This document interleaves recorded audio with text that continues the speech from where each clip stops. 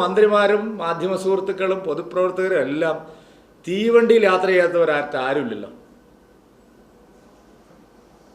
കേരളത്തിലെ എല്ലാ railway സ്റ്റേഷനുകളുടെയും നവീകരണത്തിനായി ongoing project 2610 കോടി രൂപയുടെ ഓൺഗോയിങ് പ്രോജക്റ്റുകൾ നടന്നുകൊണ്ടിരിക്കുന്നു. ആ പത്രം CPM-ൻ്റെയും കോൺഗ്രസിൻ്റെയും പ്രചാരണം ഏറ്റുപിടിച്ചുകൊണ്ട് നിരാശാ വണ്ടി എന്നാണ് പറഞ്ഞിരിക്കുന്നത്. ഏത് കാര്യത്തിലാണ്? അങ്കമാലി പമ്പ നമ്മുടെ ചെങ്ങന്നൂർ ഈ ശബരി റെയിലിനെ സംബന്ധിച്ച് ശബരി റെയിൽ പദ്ധതി എന്തുകൊണ്ട് കേരളത്തിൽ മുടങ്ങി എന്നുള്ളത് വസ്തുതാപരമായി പരിശോധിക്കാൻ അവർ തയ്യാറായിട്ടില്ല. ഒരു കാരണവശാലും കേന്ദ്ര സർക്കാരിൻ്റെ കുറ്റം കൊണ്ടല്ല ശബരി റെയിൽപാത മുടങ്ങിയിരിക്കുന്നു. MOU സൈൻ ചെയ്യാൻ വേണ്ടിയിട്ട് കേന്ദ്രം ആവശ്യപ്പെട്ടിട്ടും സർക്കാർ തയ്യാറാവുന്നില്ല. കേരളം 50-50 ചെലവ് ഷെയർ ചെയ്യാമെന്നുള്ള കാര്യം കേരള സർക്കാർ അംഗീകരിച്ചിട്ടുള്ളതാണ്.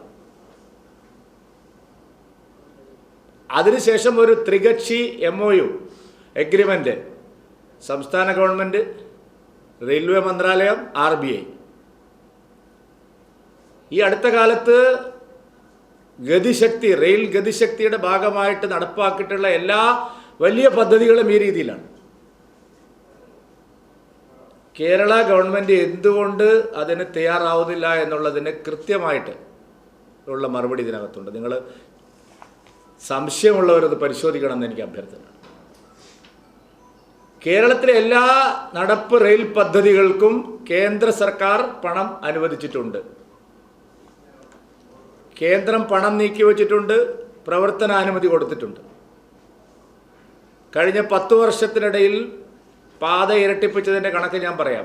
10 വർഷം മുമ്പുള്ള കണക്ക് ഞാൻ പറയാം. കഴിഞ്ഞ 10 വർഷത്തിനിടയിൽ വൈദ്യുതീകരിക്കപ്പെട്ട പാതയുടെ കണക്ക് ഞാൻ പറയാം. നിങ്ങൾ എഴുതണമെന്ന് എനിക്ക് നിർബന്ധമല്ല, പക്ഷേ അറിയണമല്ലോ ആൾക്കാർ. ഇത്രയും ചടുലമായിട്ടുള്ള വികസന പ്രവർത്തനങ്ങൾ ഇതിനു മുമ്പ് ഒരിക്കലും കേരളത്തിൻ്റെ റെയിൽവേയുടെ ഭാഗത്തുണ്ടായിട്ടില്ല. 200 പുതിയ വന്ദേ ഭാരത് വരുന്നു.